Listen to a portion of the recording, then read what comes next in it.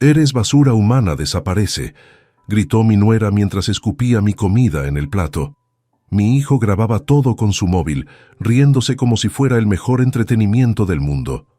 Yo, a mis 68 años, limpiaba mi propio suelo llorando, pero aquella humillación fue el mejor regalo que me dieron. La certeza absoluta de que mi plan de 3 meses estaba más que justificado. Antes de continuar, suscríbete al canal, activa la campanita porque todos los días tenemos nuevas historias. Deja tu like y cuéntanos en los comentarios desde qué ciudad nos estás viendo. Me llamo Emilio Navarro Torres, tengo 68 años y lo que voy a contarles sucedió el 7 de marzo de 2024, un domingo que cambió mi vida para siempre. Pero para entender realmente lo que pasó esa noche, necesitan saber quién soy y cómo llegué a ese momento de humillación absoluta en mi propia casa. Pasé 42 años trabajando como ingeniero civil. Construí puentes, diseñé sistemas de alcantarillado para municipios enteros, supervisé proyectos de viviendas sociales en 3 provincias diferentes. No me hice rico, pero gané lo suficiente para vivir con dignidad y darle a mi familia todo lo que necesitaban. Mi esposa, Rosa Ruiz Santana, fue el amor de mi vida durante 45 años, hasta que el cáncer se la llevó en 2019. Desde entonces, vivo solo en una casa de 120 metros cuadrados en las afueras de Madrid, una propiedad que compré en 1995, cuando nació mi único hijo, David. David Navarro Ruiz tiene 42 años. Lo crié con principios. Pagué sus estudios universitarios en administración de empresas, financié su máster en Barcelona que costó 25.000 euros, y cuando se casó con Cristina Moreno Delgado hace 5 años, en 2019, apenas 3 meses después de que Rosa falleciera, le regalé un apartamento valorado en 220.000 euros como regalo de bodas. Quería que empezara su matrimonio sin deudas, sin presiones financieras. Pensé que era lo mejor que podía hacer como padre. Cristina tenía 33 años cuando se casó con David. Es influenciadora digital, o al menos eso dice en su biografía de Instagram, donde tiene 58.000 seguidores. Publica fotos de restaurantes caros, viajes exóticos y ropa de marca. Al principio me pareció superficial pero inofensiva. Rosa, en sus últimos días de lucidez, antes de que la morfina la sumiera en un sueño permanente, me agarró la mano y me dijo: «Emilio, esa mujer no ama a nuestro hijo». Lo vi en sus ojos durante la cena de compromiso. «Pero David está cegado. Prométeme que siempre cuidarás de ti mismo, que nunca dejarás que nadie te pisotee, ni siquiera él», le prometí, aunque entonces no entendí completamente sus palabras. Los primeros 3 años después de la muerte de Rosa fueron confusos. Me sumergí en el dolor, en la soledad de esta casa que de repente parecía demasiado grande. David venía los domingos a comer, traía a Cristina, y yo intentaba ser el suegro agradable, el abuelo futuro perfecto. Pero las cosas comenzaron a cambiar sutilmente desde 2022. Cristina empezó a hacer comentarios sobre el olor de la casa, sobre cómo los viejos siempre cocinan lo mismo, sobre qué aburrido es pasar los domingos aquí. David no la contradecía, simplemente reía incómodo y cambiaba de tema. En 2023, cuando nacieron los gemelos Lucas y Emma, pensé que todo mejoraría. Me ilusioné con ser abuelo, compré cunas, ropa, juguetes, pero Cristina estableció reglas. No podía visitarlos sin avisar con 48 horas de anticipación. No podía quedármelos a solas, porque eres muy mayor y podrías olvidar algo importante. No podía darles dulces ni contradecir sus métodos de crianza. David asentía a todo. Mi hijo, que solía llamarme 3 veces por semana, pasó a contactarme solo cuando necesitaba algo: dinero para el seguro del coche, ayuda con la cuota del gimnasio de Cristina, préstamos para vacaciones. Pero hubo un momento específico que lo cambió todo. Fue el 15 de diciembre de 2023. Llegué al apartamento que yo les había regalado con regalos de Navidad para los gemelos. Toqué el timbre. Cristina abrió con cara de fastidio y dijo textualmente: «Emilio, me interrumpes. Estoy grabando contenido para mis redes. ¿No podías avisar? Le recordé que había enviado un mensaje 2 días antes. Ella puso los ojos en blanco y dijo, como sea, déjalo ahí y vete. Hueles raro, como a naftalina y vejez. Cerró la puerta en mi cara. Esa noche, sentado en mi cocina, algo se rompió dentro de mí. No fue rabia, fue claridad. Rosa tenía razón. David había elegido a una mujer cruel y él mismo se había vuelto cómplice de esa crueldad por cobardía o conveniencia. Yo había dado todo, dinero, tiempo, amor incondicional, y a cambio recibía desprecios disfrazados de bromas, distancia disfrazada de ocupación. Tomé una decisión esa noche. Iba a recuperar mi vida, mi dignidad, mi autonomía, pero no con escándalos ni gritos. Lo haría estratégicamente, silenciosamente, preparando cada movimiento con la precisión de un ingeniero que calcula cargas estructurales.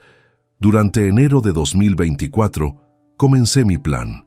Contraté a Jorge Vidal Serrano, abogado especializado en derecho de familia y sucesiones. Le expliqué mi situación y le pregunté sobre la revocación de donaciones. Me confirmó que la ingratitud grave del donatario es causa legal de revocación según el Código Civil Español. Necesitaba pruebas. Instalé cámaras de seguridad discretas en mi casa. Comencé a documentar cada interacción, cada comentario despectivo. En febrero hice algo que nunca imaginé a mi edad. Viajé solo a Valencia 3 veces. Siempre quise conocer mejor el Mediterráneo. Encontré un apartamento de 80 metros cuadrados con vista al mar, luminoso, en un edificio con comunidad activa de jubilados. Di entrada de 40.000 euros. También puse en venta mi casa de campo en Salamanca, una propiedad heredada de mi padre que David ni siquiera sabía que existía. Y llegó el 7 de marzo de 2024. Aquel domingo, 7 de marzo, preparé una cena especial.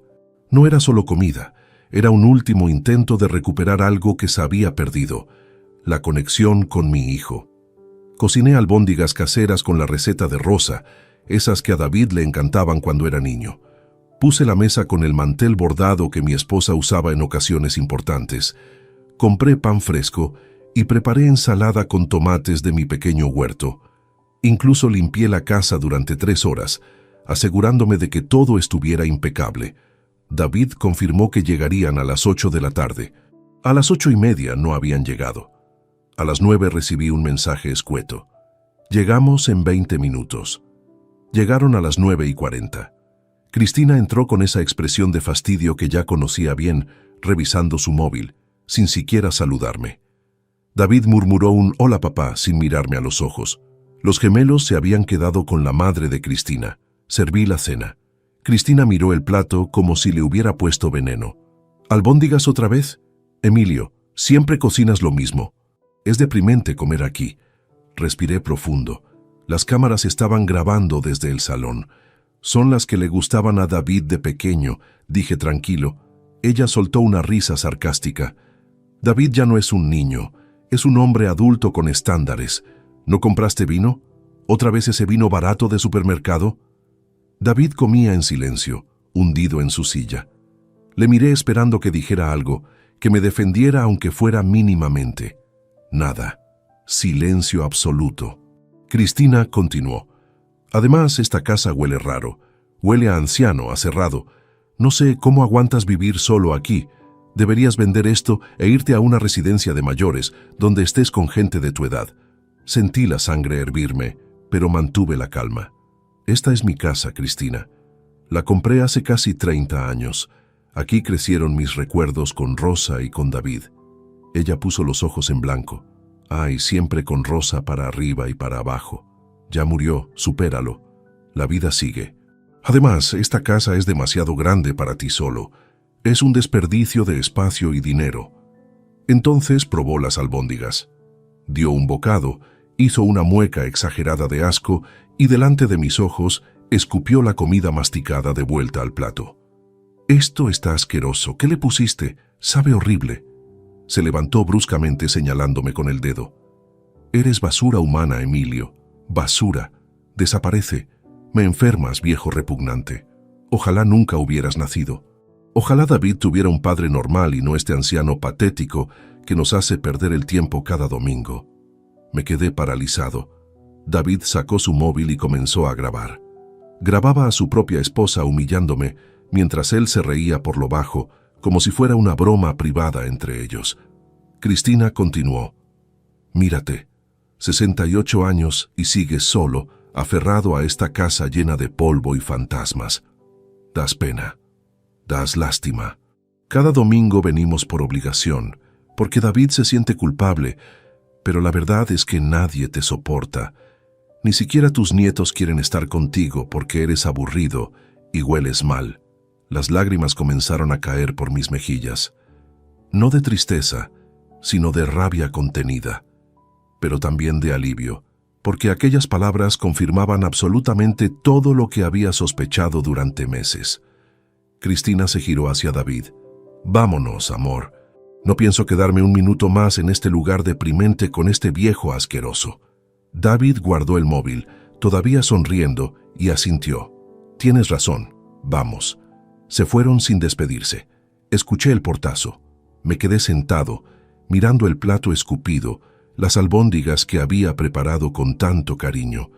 Limpié todo en silencio, lavé los platos, guardé las sobras que nadie había tocado, pero mientras limpiaba, una sonrisa extraña se dibujó en mi rostro. Aquella humillación no me había destruido. Me había liberado completamente de cualquier duda, de cualquier sentimiento de culpa por lo que estaba a punto de hacer. Lo que Cristina y David no sabían es que llevaba meses preparando mi liberación. Mientras ellos me veían como un anciano inútil y solitario, yo estaba construyendo silenciosamente una nueva vida. En enero de 2024, después de aquella humillación navideña donde Cristina me cerró la puerta en la cara, contraté a Jorge Vidal Serrano. Le expliqué mi situación con total honestidad.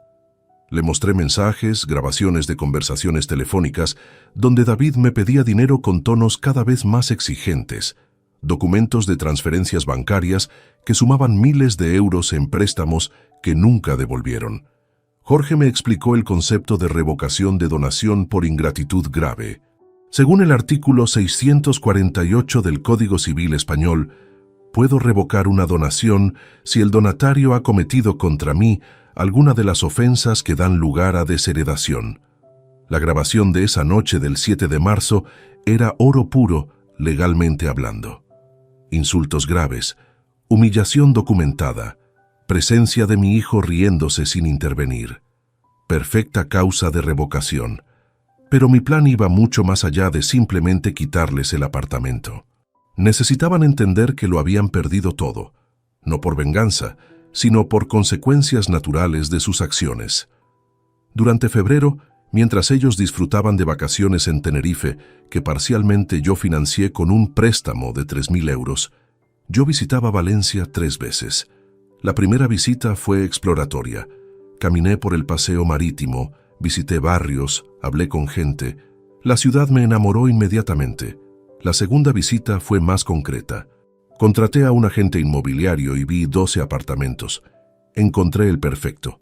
80 metros cuadrados, tercera planta con ascensor, balcón amplio con vista parcial al mar, cocina reformada, comunidad de vecinos principalmente jubilados activos. Precio: 140.000 euros. Di entrada de 40.000 ese mismo día, firmando un precontrato. La tercera visita en febrero fue para conocer la ciudad más profundamente. Asistí a una feria de libros en la plaza del ayuntamiento, donde conocí a Pilar Romero Castillo, una mujer de 65 años, propietaria de una librería especializada en literatura independiente. Conversamos durante 2 horas sobre libros, sobre la vida después de la jubilación, sobre segundas oportunidades. La mañana del 8 de marzo de 2024, desperté con una sensación extraña de paz. Había dormido profundamente por primera vez en semanas. Desayuné café solo y tostadas, mientras revisaba mentalmente cada detalle de lo que estaba a punto de suceder. A las 10 de la mañana sonó mi teléfono. Era Jorge Vidal confirmando que todo estaba listo. Emilio, los documentos están preparados. Salgo hacia el domicilio de tu hijo en 30 minutos. ¿Estás completamente seguro de esto? Mi respuesta fue firme. Nunca he estado más seguro de nada en mi vida. Jorge me explicó el procedimiento. Llegaría al apartamento que yo había regalado a David como notario, portando la notificación oficial de revocación de donación por causa de ingratitud grave según los artículos 644 y 648 del Código Civil. La notificación incluía copias de las grabaciones de la noche anterior, transcripciones de los insultos y un informe psicológico que un profesional había elaborado tras revisar todo el material documentado durante 3 meses. El dictamen era claro: patrón sostenido de abuso psicológico y maltrato verbal hacia el donante. Lo que David y Cristina ignoraban completamente es que aquellas cámaras de seguridad que instalé en enero no solo habían grabado la humillación del 7 de marzo. Habían capturado 3 meses completos de interacciones. Cada domingo que vinieron a comer, cada comentario despectivo quedó registrado. Cristina diciéndole a una amiga por teléfono desde mi salón que yo era una carga patética que no se moría nunca. David riéndose cuando ella sugirió que sería mejor que yo tuviera un accidente. Conversaciones sobre cómo acelerar mi ingreso en una residencia para vender mi casa y quedarse con el dinero. Tenía 19 horas de grabaciones. Jorge seleccionó los fragmentos más graves, aquellos que demostraban inequívocamente el maltrato sistemático, pero guardamos el resto como munición adicional por si intentaban impugnar la revocación. Mi abogado fue claro: con este material, ningún juez fallará a su favor. La ingratitud está más que demostrada. Tienen 60 días para desocupar el inmueble a partir de la notificación formal. A las 11:15 de la mañana, Jorge me llamó desde su coche. Estoy a 2 calles del apartamento. ¿Algún cambio de planes? Le dije que siguiera adelante. Corté la llamada y me senté en mi sofá, el mismo donde Rosa solía tejer mientras veíamos películas antiguas los viernes por la noche. Imaginé su reacción al enterarse de lo que estaba haciendo. Estoy seguro de que sonreiría orgullosa. Ella siempre fue más fuerte que yo, más directa. Me enseñó que el amor propio no es negociable, que la dignidad vale más que la comodidad de mantener una falsa paz familiar. Jorge tocó el timbre del apartamento exactamente a las 11:30. Sé los detalles porque me los contó después con precisión milimétrica. Cristina abrió la puerta en pijama, con el cabello recogido en un moño despeinado. ¿Sí?, preguntó con tono molesto. Jorge se identificó formalmente. Buenos días. Soy Jorge Vidal Serrano, notario colegiado. Vengo a entregar una notificación oficial para el señor David Navarro Ruiz, residente en este domicilio. Cristina frunció el ceño. ¿Notificación? ¿De qué? Jorge extendió el sobre certificado. Es un asunto legal que debe ser comunicado personalmente. ¿Se encuentra el señor Navarro en casa? Ella gritó hacia adentro. David, hay un notario aquí con no sé qué papeles. Mi hijo apareció en camiseta y pantalones de deporte, confundido. Jorge repitió la presentación y le entregó el sobre. Señor Navarro, esto es una notificación oficial de revocación de donación del inmueble cito en esta dirección, promovida por el donante original, su padre Emilio Navarro Torres. David abrió el sobre sin entender todavía la magnitud. Leyó la primera página. Su rostro palideció instantáneamente. ¿Qué es esto? ¿Revocación? No puede ser. Este apartamento es mío. Me lo regaló hace 5 años. Jorge, con tono profesional pero firme, explicó. La donación puede revocarse legalmente por ingratitud grave del donatario. Su padre ha documentado extensamente un patrón de maltrato psicológico y abuso verbal. Adjunto encontrará grabaciones en formato digital, transcripciones certificadas y dictamen pericial. Tienen 60 días naturales desde hoy para desocupar el inmueble. Cristina arrebató los papeles de las manos de David. Comenzó a leer frenéticamente, pasando páginas, viendo las capturas de pantalla de las grabaciones, leyendo sus propias palabras transcritas. Esto es ilegal. No puede grabarnos sin permiso. Esto es invasión de privacidad. Jorge sonrió levemente. Las grabaciones se realizaron en domicilio privado del señor Navarro Torres, su propia casa. Tienen plena validez legal. Además, el contenido demuestra conductas que constituyen causa legal de revocación según la legislación vigente. Entonces Cristina estalló. Empezó a gritar como nunca había gritado antes. «Ese viejo hijo de puta, esto es culpa suya. David, haz algo. Llama a tu padre ahora mismo». Jorge dio un paso atrás. «Lamento informarles que cualquier intento de contacto directo con el señor Navarro será considerado acoso. Toda comunicación debe realizarse a través de representación legal. Mi tarjeta está incluida en la documentación. Buenos días». Se marchó dejándolos en el umbral de la puerta, con el sobre abierto y sus vidas desmoronándose. David me llamó 37 veces ese día. 37 llamadas que no respondí.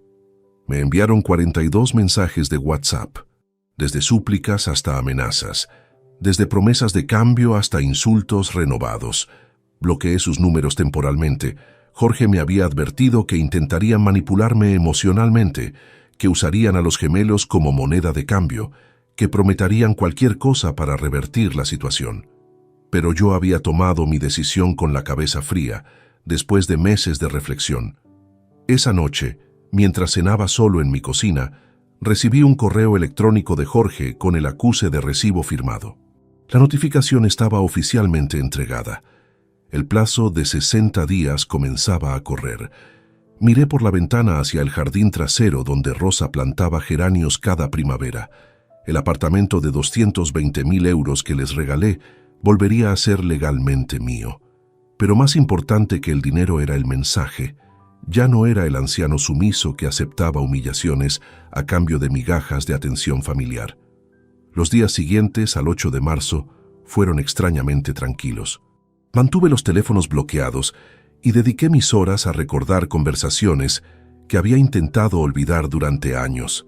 Hay momentos en la vida donde las palabras de quienes amamos cobran un significado completamente nuevo con el tiempo. Eso me sucedió con Rosa durante aquellos días de silencio autoimpuesto. Mi esposa falleció el 23 de octubre de 2019, un miércoles lluvioso que nunca olvidaré. Los últimos 3 meses de su vida los pasó entre el hospital y nuestra habitación, convertida en unidad de cuidados paliativos caseros. El cáncer de páncreas la consumió rápidamente, demasiado rápido para procesar lo que estaba sucediendo. Pero Rosa, incluso en sus peores días, mantuvo esa lucidez brutal que siempre la caracterizó. Recuerdo una conversación específica del 16 de septiembre de 2019, exactamente un mes antes de que entrara en coma irreversible. Era tarde, pasadas las 11 de la noche. Yo estaba sentado junto a su cama sosteniéndole la mano, escuchando su respiración trabajosa. Ella abrió los ojos y me miró con esa intensidad que solía reservar para los momentos importantes. «Emilio, necesito que me prometas algo». Le dije que cualquier cosa. «Cuando yo no esté, vas a vivir para ti. No solo para David, no solo para mantener memorias, para ti mismo. Recupera tus sueños». Le pregunté a qué se refería. Rosa sonrió débilmente. «Siempre quisiste escribir ese libro sobre ingeniería sostenible. Siempre hablabas de aprender cerámica, de vivir cerca del mar aunque fuera unos meses. Siempre decías que cuando te jubilaras harías 1000 cosas, pero llevas 5 años jubilado y no has hecho ninguna. Te conozco, amor. Te vas a quedar en esta casa esperando que David te necesite, sacrificando tu tiempo por un hijo que ya es adulto y debe vivir su propia vida». Sus palabras me dolieron porque eran ciertas. Siempre pospuse mis deseos personales, primero por construir estabilidad familiar, después por la enfermedad de Rosa, luego por el duelo. Pero ella continuó, cada palabra costándole esfuerzo físico. «David va a casarse con esa mujer y tú no vas a decir nada porque eres demasiado bueno. Pero escúchame bien, Cristina no nos quiere. No quiere a esta familia. Solo quiere lo que puede obtener». Lo vi en sus ojos durante esa cena de compromiso en julio. Mientras tú y yo brindábamos emocionados, ella calculaba. Calculaba cuánto valía este patrimonio, ¿Cuánto podría heredar David? Intenté defenderla, decir que estaba siendo injusta, pero Rosa me interrumpió con firmeza. No soy injusta, soy realista. Y te conozco. Vas a darles todo porque crees que así mantendrás cerca a tu hijo. Pero óyeme, el amor no se compra con dinero ni con sacrificios eternos. O te respetan por quien eres o no te respetan. Y cuando llegue el día en que te falten el respeto gravemente, quiero que recuerdes esta conversación. Prométeme que defenderás tu dignidad. Prométeme que no te dejarás pisotear. Prométeme que vivirás, Emilio, que realmente vivirás. Se lo prometí llorando, aunque entonces pensé que exageraba por los efectos de la medicación. Rosa falleció 5 semanas después sin recuperar la conciencia.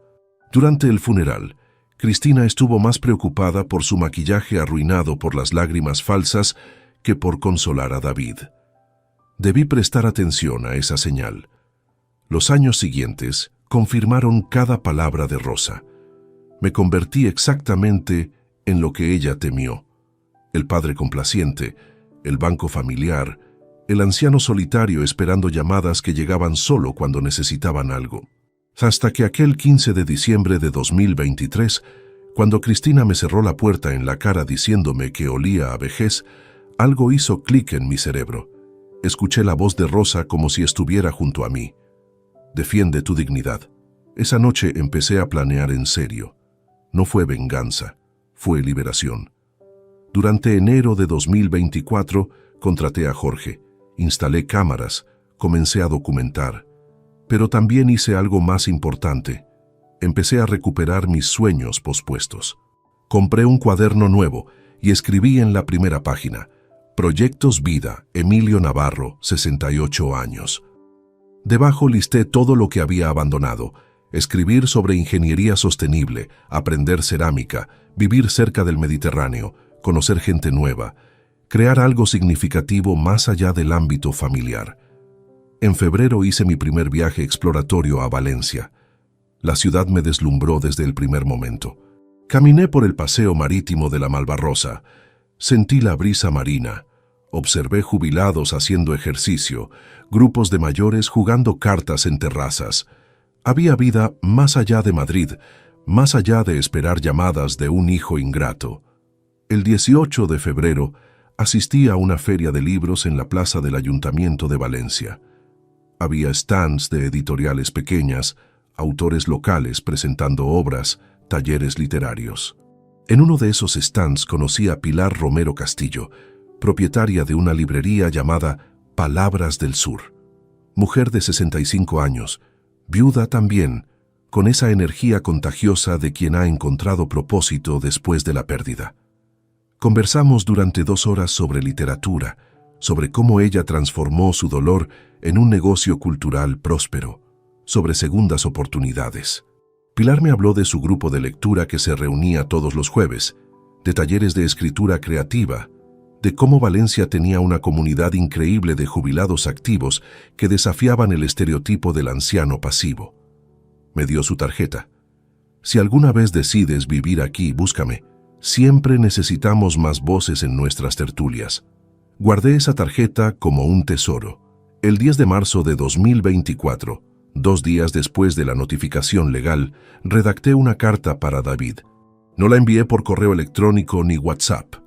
La escribí a mano en papel con membrete. La metí en un sobre y se la entregué a Jorge para que la remitiera por correo certificado. Necesitaba que entendiera que esto no era una rabieta temporal ni una estrategia de negociación. La carta que envié a David el 10 de marzo decía exactamente esto: Hijo, esta decisión no es negociable. Durante 3 años toleré desprecios, porque me convencí de que mantener la familia unida valía cualquier sacrificio personal. Me equivoqué. Tu madre me enseñó que el respeto no se mendiga, se exige. Las grabaciones demuestran un patrón sistemático de maltrato que no puedo ni debo seguir tolerando. El apartamento volverá a mi propiedad. No habrá reuniones, no habrá negociaciones, no habrá segunda oportunidad. Tienes 60 días. Utilízalos sabiamente. Tu padre, Emilio Navarro Torres. Entre el 11 y el 20 de marzo, David intentó contactarme de todas las formas posibles.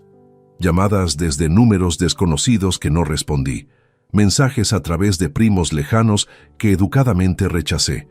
Incluso apareció 2 veces en mi casa, tocando el timbre insistentemente durante 20 minutos. Yo estaba dentro, escuchándolo suplicar desde el otro lado de la puerta, pero no abrí. Jorge me había aconsejado mantener distancia absoluta, hasta que los ánimos se calmaran y ellos asumieran la realidad de la situación. Pero mientras David se derrumbaba, yo estaba construyendo. El 15 de marzo de 2024, recibí la noticia que esperaba. La venta de mi casa de campo en Salamanca se había cerrado. 180.000 euros transferidos a mi cuenta bancaria. Esa propiedad la heredé de mi padre en 1998. Nunca la usé demasiado, tal vez 10 fines de semana al año. Era una casa rural de 150 metros cuadrados, con terreno de 1.200 metros, alejada del núcleo urbano. Hermosa, pero solitaria. David ni siquiera sabía que existía, porque la heredé mucho después de que él se fuera a vivir solo. Con ese dinero liquidado, sumado a mis ahorros de 400.000 euros en fondos indexados que había acumulado durante décadas trabajando en proyectos internacionales de ingeniería, tenía capital más que suficiente para financiar mi nueva vida. El 16 de marzo firmé la escritura definitiva del apartamento en Valencia. 140.000 euros pagados íntegramente. 80 metros cuadrados en tercera planta con ascensor. 2 habitaciones. Salón luminoso con salida a balcón orientado al este. Cocina reformada hace 3 años. Baño completo con ducha adaptada. Comunidad de propietarios mayoritariamente jubilados, con jardín interior compartido y salón social. La agente inmobiliaria, una mujer joven llamada Nuria Pascual, me felicitó por la compra. «Es usted muy valiente, señor Navarro. No muchos hombres de su edad se atreven a cambiar de ciudad y empezar de cero». Le sonreí. «Señorita, tengo 68 años, no 88. Todavía me quedan muchas experiencias por vivir». Ella me entregó las llaves el 18 de marzo. Las sostuve en mi mano sintiendo su peso físico y simbólico. Eran las llaves de mi libertad. Esa misma semana me inscribí en un taller de cerámica en el barrio del Carmen. Clases todos los martes y jueves de 4 a 6 de la tarde. El curso costaba 240 euros por trimestre e incluía materiales. La profesora, Amparo Díaz, tenía 62 años y 30 de experiencia enseñando. Cuando le expliqué que nunca había tocado arcilla en mi vida, me dijo algo que me marcó. «Emilio, la cerámica no tiene edad. Tengo alumnas de 75 años creando piezas maravillosas. El barro no juzga tu edad, solo responde a tus manos». También contacté con 3 editoriales pequeñas especializadas en ensayo técnico. Durante los últimos 8 meses, había estado escribiendo un libro titulado provisionalmente Construyendo futuros sostenibles, ingeniería civil y responsabilidad ambiental. Tenía 230 páginas completadas, fruto de noches de insomnio, donde, en lugar de lamentarme por la soledad, canalizaba mi conocimiento de 42 años de profesión. 2 editoriales me respondieron solicitando el manuscrito completo. Una de ellas, Editorial Mediterráneo, mostró interés genuino. El 20 de marzo, mientras preparaba cajas para la mudanza definitiva, recibí un correo electrónico de Pilar Romero, la propietaria de la librería que había conocido en febrero. «Emilio, me alegró mucho saber que finalmente te mudas a Valencia. Nuestro club de lectura se reúne este jueves 21 a las 7 de la tarde. Estaremos encantados de tenerte. Leeremos a Galdós, Fortunata y Jacinta. Si no lo has leído, no importa. La discusión es libre y enriquecedora. Ven cuando quieras. Pilar». Esa invitación me emocionó más de lo que esperaba. Hacía años que no formaba parte de ningún grupo social más allá de las interacciones superficiales con vecinos de Madrid. La soledad después de la muerte de Rosa había sido devastadora, pero me había acomodado en ella como en un viejo sillón desgastado. Ahora tenía la oportunidad de salir de esa comodidad tóxica. El 21 de marzo, Conduje hasta Valencia con mi coche cargado de ropa, libros y objetos personales. El resto lo enviaría con empresa de mudanzas la semana siguiente.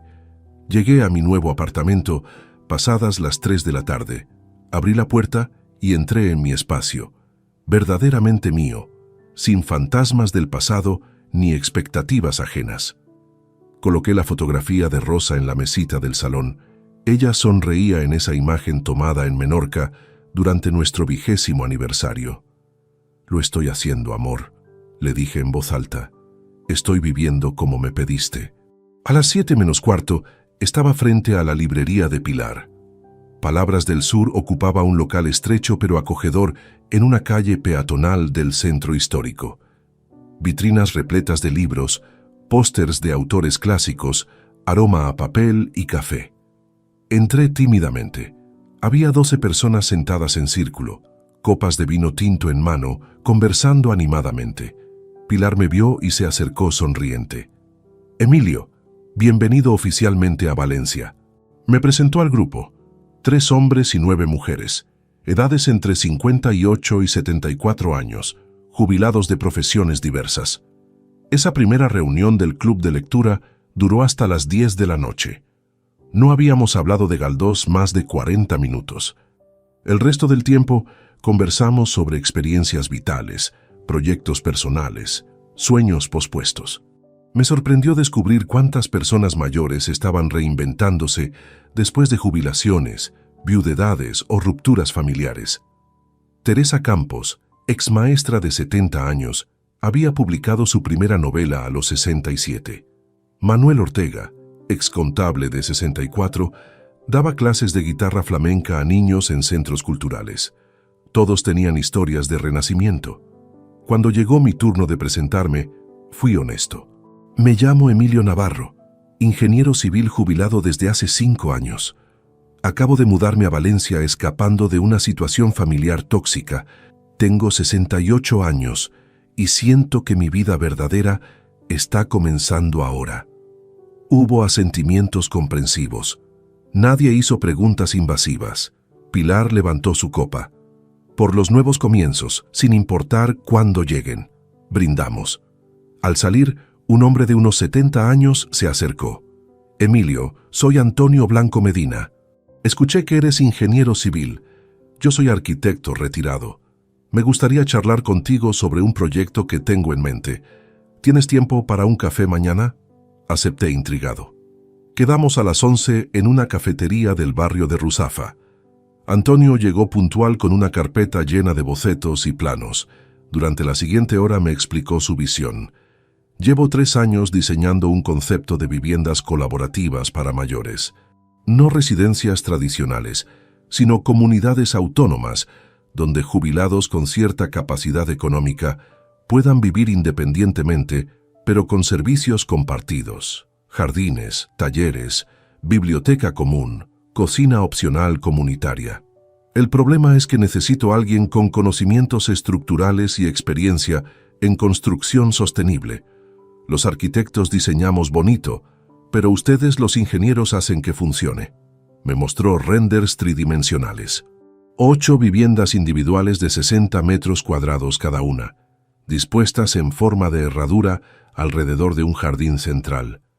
Espacios comunes en la planta baja, salón de usos múltiples, taller de actividades, lavandería compartida, paneles solares, sistema de recogida de agua pluvial, huerto urbano.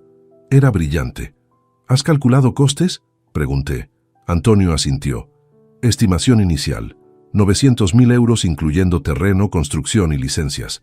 Con 8 viviendas, serían 112.500 euros por unidad, muy por debajo del precio de mercado de apartamentos similares en la zona. Le pregunté dónde tenía pensado construir. Sacó un mapa marcado. Hay un terreno en Castellón, a 40 minutos de aquí, que está en venta por 220.000 euros. 2.000 metros cuadrados, urbanizable, con todos los servicios. El propietario es un agricultor anciano sin herederos que prefiere vender a alguien que construya algo útil. La emoción me invadió. Esto no era solo un proyecto inmobiliario, Era una solución real a un problema social que yo mismo había experimentado: la soledad y marginación de los mayores. ¿Tienes inversores?, pregunté. Antonio negó. He presentado la idea a bancos, fondos, empresas constructoras. Todos dicen que es muy arriesgado, que el mercado senior prefiere residencias tradicionales, pero yo sé que hay demanda. Gente como nosotros que quiere autonomía con comunidad, no encierro institucional. Le miré fijamente. Yo puedo invertir 150.000 euros. Tengo el capital líquido y la experiencia técnica. Si consigues el resto de financiación, estoy dentro. Antonio me estrechó la mano con fuerza. Emilio, creo que acabas de cambiar todo. Con tu inversión puedo asegurar un préstamo bancario para el resto.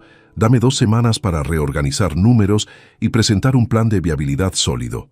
Salimos de esa cafetería como socios de un proyecto que ninguno había imaginado días atrás. Tenía 68 años y estaba invirtiendo en mi primer emprendimiento empresarial. Rosa habría estado orgullosa. El 25 de marzo recibí una llamada inesperada de Jorge Vidal. Emilio, tengo noticias. David y Cristina han contratado abogado. Presentaron recurso de oposición a la revocación, alegando que las grabaciones vulneran su intimidad. Ya lo esperábamos. Tengo preparada la refutación legal. Las grabaciones se hicieron en tu domicilio privado, donde ellos eran invitados, legalmente impecables. Pero quiero advertirte, van a intensificar presión emocional. Prepárate para intentos de chantaje usando a los gemelos. Tenía razón. Esa misma tarde recibí un mensaje de un número desconocido. Era una foto de Lucas y Emma, mis nietos de 2 años, sosteniendo un dibujo donde decía: «Te queremos, abuelo». El mensaje adjunto: «Tus nietos te extrañan. No les hagas pagar por nuestros errores. Mamá Cristina». Sentí una punzada en el pecho, pero respiré profundo. Abrí mi cajón y saqué 2 sobres que había preparado semanas atrás. Durante febrero, cuando planeaba todo esto, escribí cartas individuales para Lucas y Emma. Cartas que no leerían hasta tener edad suficiente, probablemente a los 15 o 16 años. En ellas, explicaba con honestidad lo sucedido, sin demonizar a sus padres, pero sin ocultar la verdad. También había creado fondos fiduciarios de 100.000 euros para cada uno. Dinero que recibirían directamente al cumplir 18 años para estudios universitarios o proyectos personales. Jorge tenía instrucciones de entregarles las cartas y documentos bancarios cuando fueran mayores de edad. Respondí al mensaje: «Amo a mis nietos incondicionalmente. Por eso he asegurado su futuro educativo sin que ustedes puedan tocarlo. Recibirán 200.000 euros combinados a los 18 años. Mientras tanto, mantengo mi decisión. No negociaré usando niños como moneda de cambio». Bloqueé el número inmediatamente. El 1 de abril de 2024, exactamente 24 días después de la notificación legal, Cristina apareció en mi antigua casa de Madrid con los gemelos. No lo supe hasta 3 horas después, cuando mi vecina, la señora Montserrat Rivera, me llamó preocupada. «Emilio, tu nuera estuvo aquí con los niños tocando el timbre durante media hora. Gritaba que eres un monstruo, que estás destruyendo a tu familia». Los pequeños lloraban. Finalmente les dije que te habías mudado sin dejar dirección. Se marchó furiosa. Le agradecí a Montserrat y corté la llamada. Cristina había calculado mal su estrategia. Pensó que verme rodeado de mis nietos suplicantes me quebraría emocionalmente, que claudicaría ante la imagen de esos 2 críos confundidos preguntando por el abuelo. Pero yo ya había anticipado exactamente ese movimiento. Por eso me mudé sin avisar. Por eso dejé instrucciones estrictas con Jorge sobre cómo manejar cualquier intento de manipulación afectiva. Esa misma noche redacté un correo electrónico para Jorge detallando el incidente. Él respondió inmediatamente: «Emilio, esto refuerza nuestra posición. Usar menores para presión emocional puede considerarse conducta inadecuada en procedimientos legales. Documenta todo. Mientras tanto, el plazo de desalojo vence el 7 de mayo. Si no han desocupado voluntariamente para esa fecha, procederemos con lanzamiento judicial. ¿Tienes planes para el apartamento recuperado?». Sí tenía planes. Había decidido venderlo inmediatamente. No quería conservar propiedades que me ataran emocionalmente a Madrid o a mi vida anterior. El apartamento de 220.000 euros se vendería fácilmente en el mercado actual. Con ese capital adicional podría invertir más en el proyecto Lares Prata, con Antonio, o simplemente mantenerlo como colchón financiero para mis años venideros. El 5 de abril, Antonio me citó en su estudio de arquitectura en Valencia. Había trabajado intensamente durante 2 semanas refinando el proyecto. Me mostró planos actualizados, cálculos estructurales preliminares, estudios de viabilidad económica. Emilio, conseguí reunión con Caja Rural de Castellón. Con tu inversión de 150.000 euros como capital semilla, están dispuestos a estudiar un préstamo de 550.000 para completar financiación. Necesitan que formemos sociedad limitada y presentemos aval técnico conjunto, tu experiencia como ingeniero más mi licencia de arquitecto. Revisé cada documento meticulosamente. Los números cuadraban perfectamente. Coste total estimado: 870.000 euros, incluyendo terreno por 220.000, construcción por 500.000, licencias y tasas por 150.000, con preventa de 5 de las 8 viviendas a 120.000 euros cada una. Recuperaríamos 600.000 antes de terminar construcción. Las 3 restantes las conservaríamos para venta posterior o alquiler. Rentabilidad proyectada: 30% sobre inversión en plazo de 18 meses. Estoy dentro, le dije sin dudarlo. Antonio sonrió ampliamente. Entonces firmemos papeles. Constituimos Lares Prata Sociedad Limitada esta semana. Tú como socio técnico con 40% de participación, yo con 60%, aportando diseño y gestión. ¿Te parece justo? Era más que justo considerando que yo ponía solo capital mientras él aportaba años de desarrollo conceptual. Estrechamos manos, sellando la sociedad. El 8 de abril, recibí llamada inesperada de David desde otro número desconocido. Esta vez respondí porque Jorge me había aconsejado que establecer contacto mínimo documentado podría ser útil legalmente. Sí, contesté con tono neutral. Hubo silencio incómodo antes de que hablara. Papá, soy David.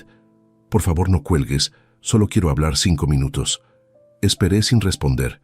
Él continuó con voz quebrada. Sé que la cagamos.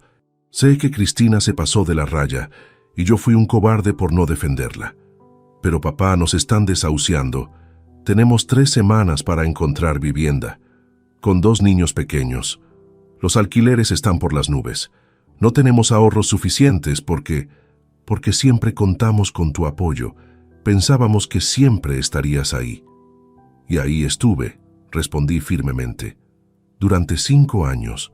Pagué vuestro seguro médico privado, las cuotas del gimnasio de Cristina, las vacaciones en Tenerife, la escuela infantil de los gemelos. Sumando todo, os transferí aproximadamente 87.000 euros, además del apartamento regalado. ¿Dónde está ese dinero, David? ¿En qué lo gastasteis? Silencio absoluto al otro lado. Finalmente tartamudeó. Cristina tiene gastos. Su imagen pública requiere inversión. Viajes para crear contenido. Lo interrumpí. Tu esposa gastó 87.000 euros de mi dinero, manteniendo una farsa de influencer mientras me trataba como basura humana. Tú grabaste esa humillación riéndote. No hay vuelta atrás, David. El apartamento será vendido. Buscad vivienda acorde a vuestros medios reales, no a los medios que yo subsidiaba. Pero los niños, intentó el argumento emocional. Los niños tienen 200.000 euros asegurados en fondos fiduciarios que recibirán a los 18 años para estudios. También tendrán cartas mías explicando toda esta situación cuando tengan edad de comprenderla. Los quiero profundamente, pero no son moneda de cambio. Aprende a ser padre sin usar mi cartera. Colgué antes de que pudiera responder. El 20 de abril, Jorge me informó que David y Cristina habían firmado finalmente el acta de desalojo voluntario. Se mudarían antes del plazo límite para evitar el lanzamiento judicial forzoso que quedaría registrado en su historial. Habían alquilado un piso de 50 metros cuadrados en un barrio periférico de Madrid, por 820 euros mensuales. La realidad económica les había golpeado brutalmente. Mayo de 2024 marcó mi verdadero renacimiento. Mientras David y Cristina empacaban sus pertenencias en cajas de cartón, enfrentando la realidad de su nueva vida reducida, yo estaba construyendo algo completamente diferente en Valencia. Mi rutina semanal se había transformado radicalmente en comparación con aquellos años solitarios en Madrid, esperando llamadas que nunca llegaban. Los martes y jueves de 4 a 6 de la tarde asistía religiosamente a las clases de cerámica con Amparo Díaz. El taller quedaba en un sótano del barrio del Carmen, espacio amplio con 10 tornos, estanterías repletas de piezas en proceso de secado y ese olor característico a arcilla húmeda que llegué a amar profundamente. Éramos 12 alumnos, 8 mujeres y 4 hombres, edades entre 55 y 76 años. Ninguno había tocado barro profesionalmente antes de jubilarse. Mi primera pieza fue un desastre absoluto. Intenté crear un cuenco simple y terminé con algo que parecía un platillo deformado por un terremoto. Amparo se rió con cariño. Emilio, la arcilla refleja tu estado interno. Si estás tenso, ella colapsa. Relájate, respira, siente el material. En mi segunda clase logré centrar correctamente el barro en el torno. El movimiento circular, la presión de mis manos moldeando algo desde la nada, tenía cualidad meditativa. Por primera vez en años, mi mente se silenciaba completamente. Hacia finales de mayo había creado mi primera pieza presentable, un jarrón cilíndrico de 20 centímetros, con bordes irregulares intencionados. Amparo lo esmaltó en azul cobalto y lo metió al horno. Cuando lo vi terminado, sentí orgullo genuino. No era perfecto, pero era mío. Lo coloqué en mi balcón como símbolo de esta nueva etapa. Los jueves por la noche, después de cerámica, acudía al club de lectura en Palabras del Sur. Habíamos terminado Galdós y empezado con Pardo Bazán, Los Pasos de Ulloa. Las discusiones literarias derivaban inevitablemente en conversaciones sobre nuestras vidas. Teresa Campos, la exmaestra que publicó su novela a los 67, me preguntó una noche: «Emilio, mencionaste que estás escribiendo un libro técnico. ¿Has pensado en mostrárselo a editores?». Le conté sobre mi manuscrito de Ingeniería Sostenible y mi contacto con Editorial Mediterráneo. Pilar, que escuchaba desde detrás del mostrador, intervino. «Conozco al director editorial, Sebastián Molina. Déjame hacer una llamada». 3 días después, tenía reunión programada para el 15 de junio. Pilar había movido hilos usando su credibilidad en el mundo literario valenciano. Los sábados por la mañana me había unido a un grupo de caminata costera organizado por la comunidad de vecinos de mi edificio. Salíamos a las 8:30. Recorríamos 12 kilómetros por el paseo marítimo desde la Malvarrosa hasta el puerto deportivo. Éramos 18 jubilados regulares, conversando sobre todo excepto enfermedades y achaques. Hablábamos de política, cultura, viajes pendientes, proyectos personales. Me sentía parte de algo vivo. Durante una de esas caminatas conocí a Gonzalo Martín, exprofesor de economía de 64 años, divorciado 2 veces, padre distanciado de 3 hijos adultos. Su historia resonaba dolorosamente con la mía. «Emilio, pasé 30 años sacrificándome por familias que no valoraban el esfuerzo. Mis hijos solo me llaman cuando necesitan dinero. Mi segunda exesposa me dejó por alguien 20 años menor. Llegué a Valencia hace 1 año buscando exactamente lo que tú, dignidad y paz». Gonzalo se convirtió en amigo cercano rápidamente. Compartíamos cafés después de las caminatas, intercambiábamos libros, discutíamos sobre inversiones y proyectos. Cuando le mencioné Lares Prata, se entusiasmó inmediatamente. ¿Necesitan asesoría financiera? Trabajé 15 años en banca comercial antes de dedicarme a la docencia. Puedo revisar vuestro plan de negocio sin coste. El 10 de mayo, Antonio y yo firmamos la constitución oficial de Lares Prata Sociedad Limitada ante notario. Capital social, 160.000 euros. Mi aportación, 150.000. La de Antonio, 10.000 más su trabajo proyectual valorado. Nos reunimos con el director de Caja Rural de Castellón, Víctor Sanz, hombre de 50 años con 30 de experiencia bancaria. Presentamos planos, estudios de mercado, proyecciones financieras revisadas por Gonzalo. Víctor estudió los documentos durante 40 minutos sin pronunciar palabra. Finalmente, miró a Antonio y luego a mí. Caballeros, este proyecto tiene mérito real. El concepto de viviendas colaborativas senior responde a demanda emergente que la industria tradicional ignora. Veo viabilidad clara. Apruebo préstamo de 550.000 euros a 10 años, interés del 3,2%, garantizado con hipoteca sobre el terreno y construcción futura. Salimos del banco como socios oficiales de un emprendimiento real. El 23 de mayo, mientras Antonio negociaba la compra definitiva del terreno en Castellón, recibí llamada de Jorge. Emilio, tengo compradores para el apartamento de Madrid. Matrimonio joven, pagan 215.000 euros en efectivo, sin financiación, cierre rápido. ¿Autorizas la venta? Acepté sin dudar. Ese apartamento representaba mi pasado de sacrificios no reconocidos. Venderlo era cerrar ese capítulo definitivamente. David se enteró de la venta a través de antiguos vecinos. Me envió mensaje desesperado.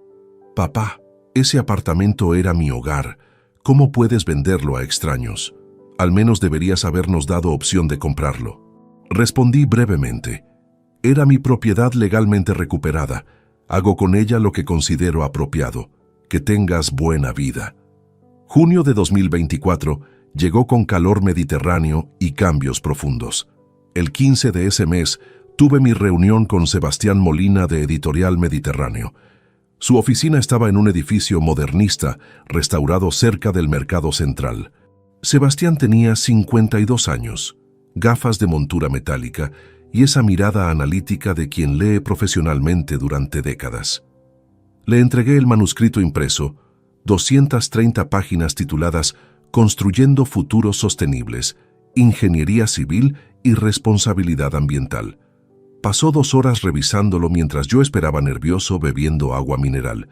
Finalmente cerró la última página y me miró directamente. Emilio, esto es sólido, muy sólido. Combina rigor técnico con narrativa accesible. Hay mercado para este tipo de ensayo especializado, estudiantes de ingeniería, profesionales del sector, instituciones públicas.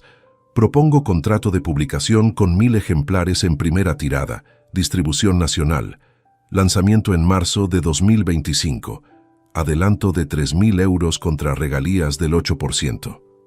Acepté inmediatamente, estrechando su mano con emoción contenida. Salí de esa oficina sintiéndome completamente diferente. A mis 68 años, después de 42 de profesión, finalmente vería mi conocimiento cristalizado en formato de libro con mi nombre en la portada. Rosa habría llorado de orgullo. Llamé a Pilar para agradecerle la conexión. Ella insistió en celebrar organizando un evento de presentación anticipada en su librería cuando el libro estuviera listo. Mientras mi vida florecía, la de David se desmoronaba sistemáticamente. El 20 de junio recibí correo electrónico de su jefe, alguien que conocía vagamente de una cena corporativa años atrás. El mensaje era directo. Señor Navarro, me veo obligado a informarle que su hijo David ha sido despedido de nuestra empresa por bajo rendimiento sostenido y ausencias injustificadas. Llegaba tarde constantemente, cometía errores en informes importantes, mostraba signos evidentes de depresión sin tratamiento. Intentamos ayudarlo durante 3 meses, pero su situación empeoró. Lamento la situación familiar que entiendo está atravesando. Cordialmente, Fernando Ruiz, director comercial. No respondí ese correo. No era mi responsabilidad rescatar a David de consecuencias que él mismo había generado. Tenía 42 años, edad suficiente para asumir sus decisiones. Durante esos días, recibí 17 mensajes suyos que leí, pero no contesté. Oscilaban entre súplicas desesperadas y reproches amargos. Papá, perdí mi trabajo. Cristina me culpa por todo. Los niños preguntan por qué vivimos en un piso tan pequeño. Necesito ayuda. Otro decía, esto es tu culpa. Si no nos hubieras quitado el apartamento, nada de esto habría pasado. Eres un egoísta que solo piensa en sí mismo. Mostré los mensajes a Gonzalo durante uno de nuestros cafés matutinos. Él, que había vivido situaciones similares con sus propios hijos, fue directo. Emilio está usando las etapas clásicas de manipulación, victimización, culpabilización, chantaje emocional. No cedas. Si intervienes ahora, solo pospondrás su maduración. Necesita tocar fondo para reconstruirse desde sus propios recursos. Tenía razón absoluta. El 3 de julio, Pilar organizó un evento cultural en Palabras del Sur titulado Arte y Experiencia, exposición de obras de alumnos mayores. Amparo, mi profesora de cerámica, había seleccionado piezas de 8 estudiantes seniors para exhibición pública. Mi jarrón azul cobalto estaba entre ellas, junto a cuencos, platos decorativos y esculturas abstractas. La librería se llenó con aproximadamente 60 personas, amigos, familiares de los artistas, curiosos del barrio.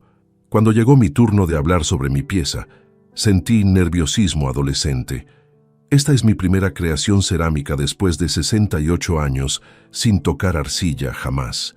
No es perfecta, tiene irregularidades deliberadas, pero representa algo fundamental. Nunca es tarde para aprender, para crear, para expresarte de formas nuevas. Este jarrón simboliza mi renacimiento después de perder a mi esposa hace 5 años y distanciarme de una situación familiar destructiva. El barro no juzga tu edad ni tu pasado, solo responde a tus manos en el presente. Hubo aplausos genuinos. 3 personas se acercaron después interesadas en comprar piezas. Vendí el jarrón por 80 euros a una mujer de 60 años que dijo: «Tu historia me inspira.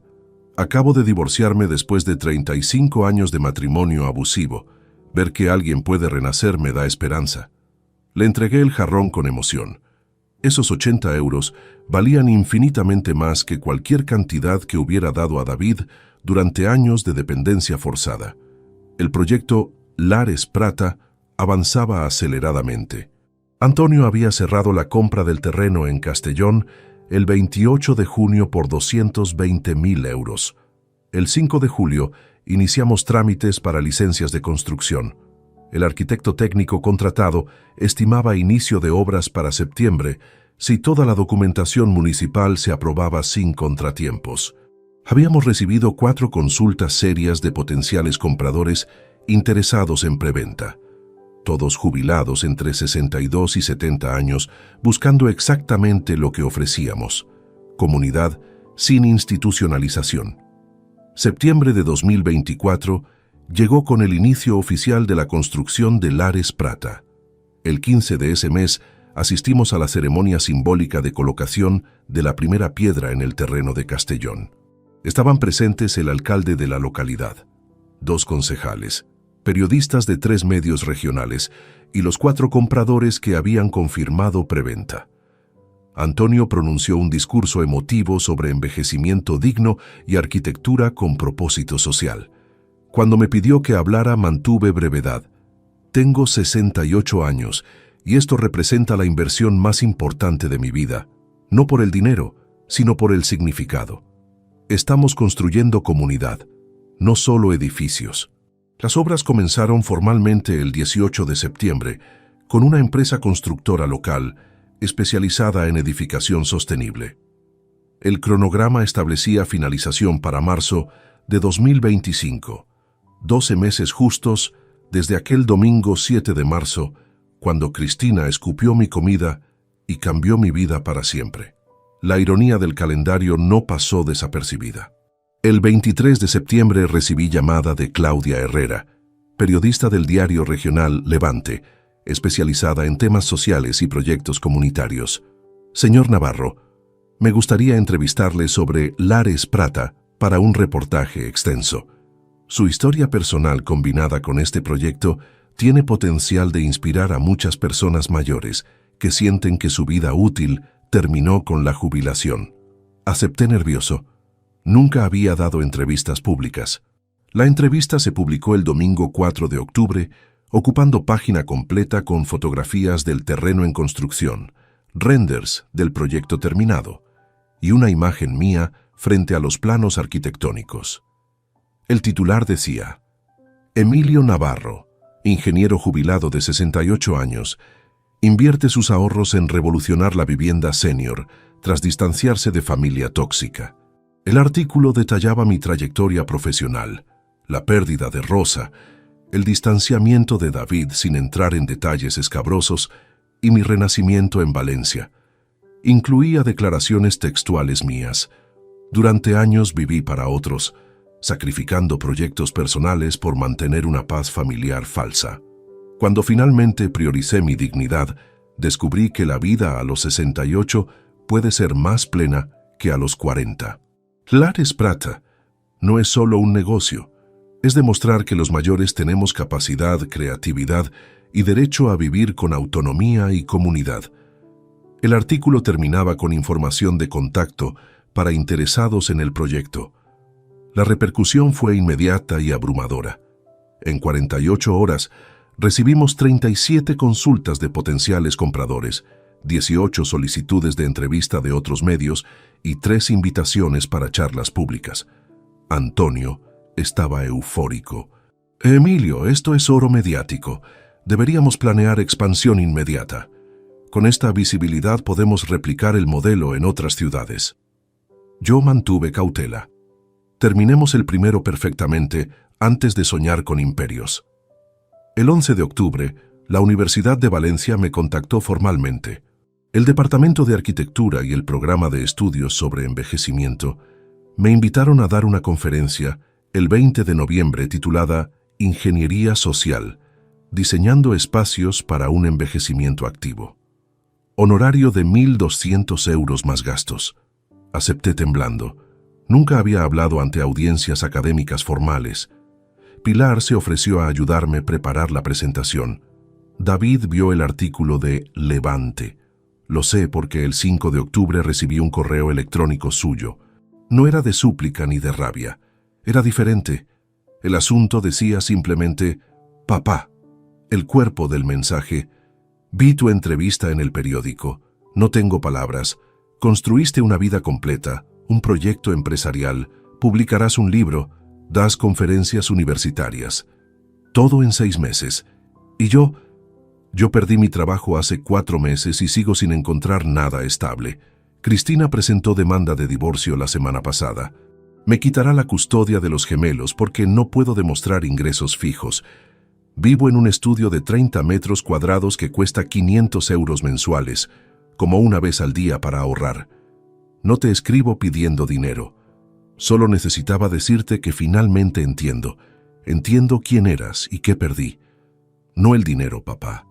Te perdí a ti, al hombre que construyó puentes durante 40 años, que crió solo a un hijo después de enviudar, que a los 68 tiene más vida que yo a los 42. Perdóname, aunque sé que no merezco perdón. David, leí ese correo 5 veces. Sentí algo parecido a compasión, pero también firmeza. Respondí 24 horas después.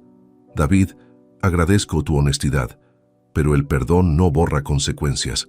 Puedo perdonarte como ejercicio personal de liberarme del resentimiento, pero eso no significa restaurar relación ni apoyo económico.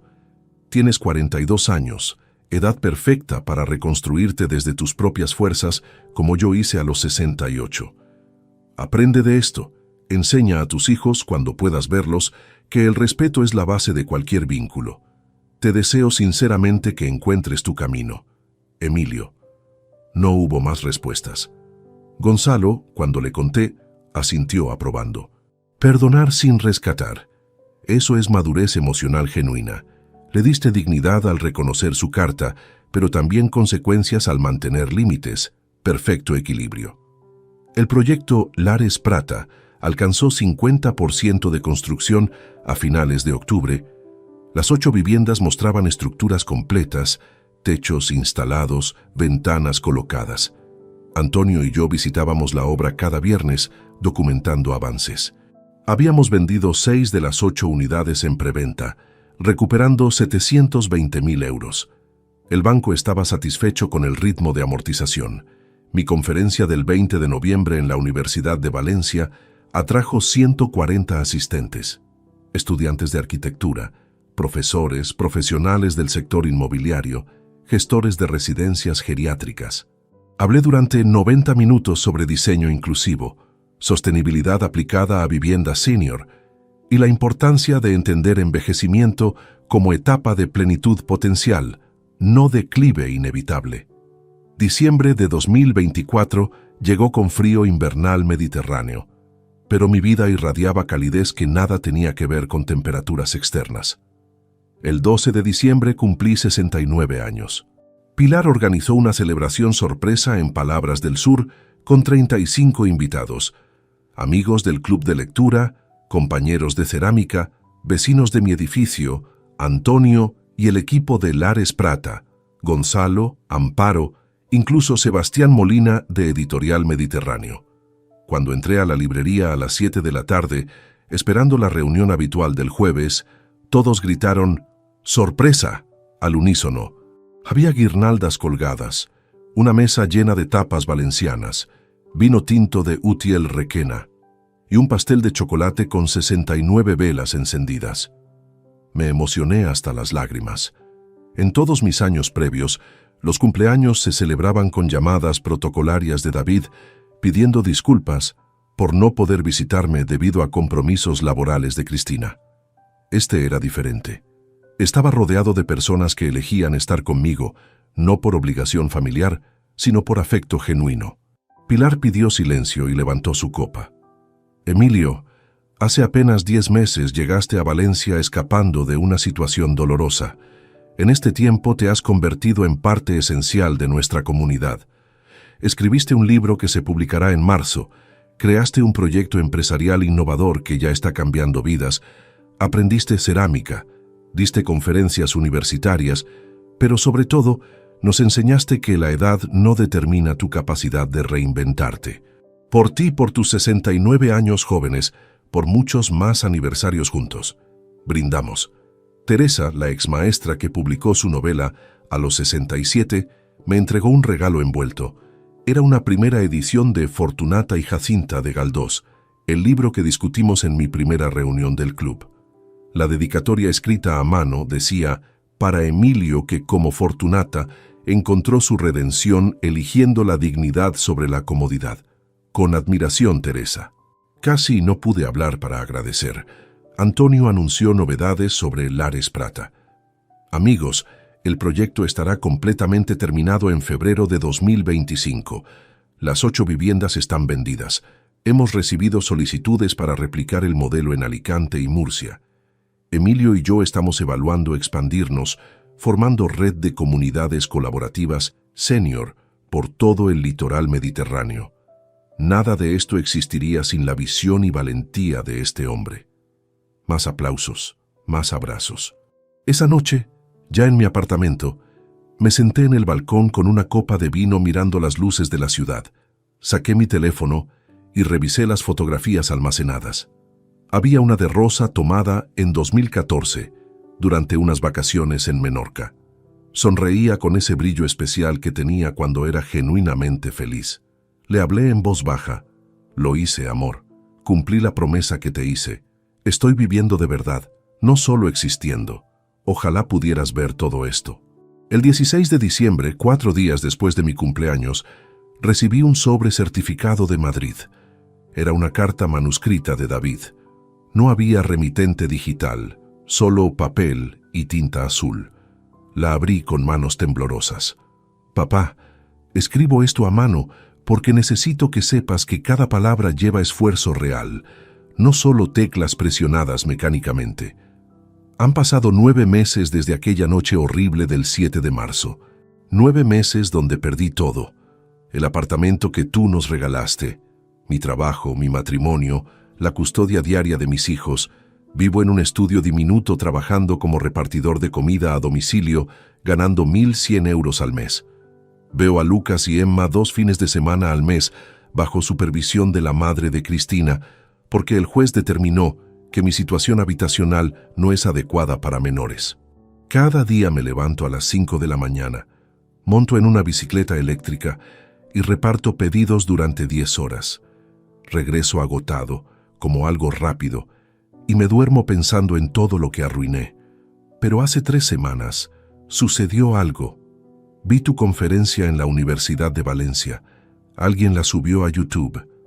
Te vi hablando con autoridad sobre arquitectura sostenible, sobre envejecimiento activo, sobre segundas oportunidades. El hombre en ese escenario no se parecía al padre callado, que limpiaba en silencio mientras Cristina lo humillaba y yo grababa riéndome. Entendí finalmente quién eres. Un ingeniero brillante que construyó infraestructuras durante 42 años, que crió solo a un hijo después de enviudar, que a los 68 años tiene más proyectos y energía que yo a los 42. ¿Y yo? Yo te traté como basura. Te utilicé como cajero automático. Permití que mi esposa te escupiera literalmente, mientras yo documentaba tu humillación como entretenimiento. No te pido perdón porque sé que no lo merezco. No te pido dinero porque finalmente entiendo que el problema nunca fue financiero, sino de respeto. Solo necesito decirte esto. Eres mi héroe tardíamente reconocido. Ojalá algún día, cuando Lucas y Emma tengan edad suficiente, puedas contarles quién fue realmente su abuelo. No el viejo al que despreciábamos, sino el hombre extraordinario que eligió su dignidad cuando todos lo subestimamos. Te amo, papá. Siempre te amé, solo que no supe demostrarlo hasta perderlo todo. David. Doblé la carta lentamente. Sentí compasión genuina, pero también claridad absoluta. Saqué papel y bolígrafo respondiendo esa misma tarde. David, recibí tu carta y aprecio profundamente tu honestidad. Has recorrido un camino doloroso, pero necesario, hacia la madurez. Te perdono sinceramente, no porque olvide lo sucedido, sino porque cargar resentimiento solo me perjudica a mí mismo. Sin embargo, perdón no significa restauración automática de relación ni apoyo económico. Tienes 42 años, exactamente la edad que yo tenía cuando tu madre enfermó gravemente, y tuve que reconstruir nuestra estabilidad financiera desde cero. Eres capaz de levantarte, como lo hice yo. Respecto a Lucas y Emma, cuando cumplan 15 años, recibirán cartas que escribí para ellos, explicando esta situación honestamente. También recibirán acceso a 200.000 euros en fondos fiduciarios a los 18 para educación. Los amo profundamente aunque no nos veamos. Te deseo sinceramente éxito en tu reconstrucción personal. Aprende de esto. Enseña a tus hijos que el respeto es la moneda más valiosa de las relaciones humanas. Y recuerda, nunca es tarde para cambiar, pero las consecuencias de nuestras acciones pasadas nos acompañan como maestras, no como castigos. Con afecto, pero también con límites firmes, tu padre Emilio. Envié la carta el 17 de diciembre. No esperaba respuesta ni la necesitaba. Había cerrado ese ciclo con dignidad y compasión equilibradas. El 21 de diciembre, Antonio y yo visitamos Lares Prata, por última vez en 2024. Las 8 viviendas estaban 90% terminadas. Los jardines centrales lucían vegetación mediterránea recién plantada. El salón comunitario tenía muebles instalados. Los primeros residentes se mudarían en marzo coincidiendo exactamente con la publicación de mi libro. La sincronía me pareció poéticamente perfecta. Esa noche, reflexioné sobre el año transcurrido. 12 meses atrás, era un anciano solitario, tolerando humillaciones por migajas de contacto familiar. Hoy era socio de empresa próspera, autor publicado, conferencista universitario, ceramista aficionado, miembro activo de comunidad vibrante. No había cambiado por venganza, sino por amor propio. Rosa estaría orgullosa. Mi mensaje final para quien escuche esta historia: la dignidad no tiene edad de caducidad. Recomejar no requiere permiso de nadie. Y a veces, la mayor muestra de amor hacia uno mismo es decir no más y construir la vida que mereces, sin importar cuántos años tengas ni cuánto duela el proceso. Yo lo hice a los 68. Tú puedes hacerlo a cualquier edad. La vida no termina cuando otros te descartan, empieza cuando tú decides valorarte. Si te gustó esta historia, dale like al video, suscríbete al canal y comparte tus impresiones en los comentarios. Para escuchar la próxima historia, haz clic en la caja de la izquierda. Gracias por vernos.